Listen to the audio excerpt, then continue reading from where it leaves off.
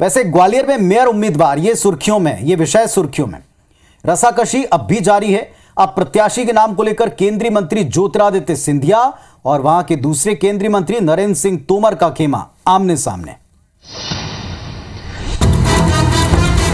ग्वालियर में बीजेपी से मेयर पद के दावेदार बढ़ते जा रहे हैं। पहले जहां पूर्व मंत्री माया सिंह और सुमन शर्मा के नाम चल रहे थे, वहीं अब पूर्व महापौर समीक्षा गुप्ता का नाम भी लिस्ट में जुड़ गया है।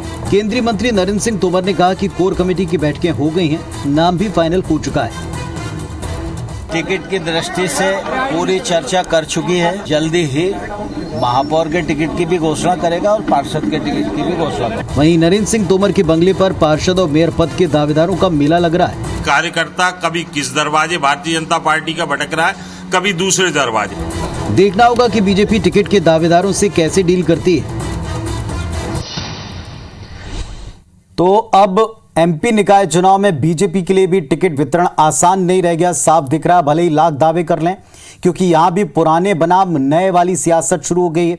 यहां भी अपने वाले हैं और खेमे का खेल भी चरम पर है, जिसे नेता अपनी प्रतिष्ठा से जोड़ करके चल रहे हैं। चलिए इस पूरी सियासत को खासतौर में चंबल वाली, ग्वालियर वाली डिकोड करते हैं।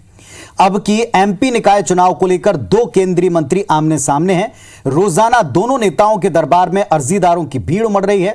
एक तरफ ज्योतिरादित्य सिंधिया, जो हाल ही में कांग्रेस छोड़ बीजेपी में आ गए अपने दलबल के साथ, तो दूसरी तरफ बीजेपी के पुराने सारथी और केंद्रीय मंत्री नरेंद्र सिंह तोमर, जो कभी इनका मुकाबला करते थे, अब दोनों साथ हैं और यही चैलेंज है।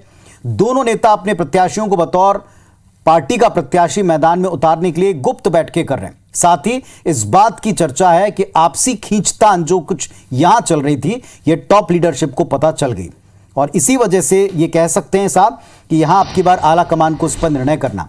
एक म्यान में अगर आप दो तलवारों की कल्पना करें तो म्यान की दुर्गति तय दिखती। जाहिर है इस अंदरूनी सियासत से कोई दल अछूता नहीं है, चाहे ये पक्ष हो चाहे वो पक्ष।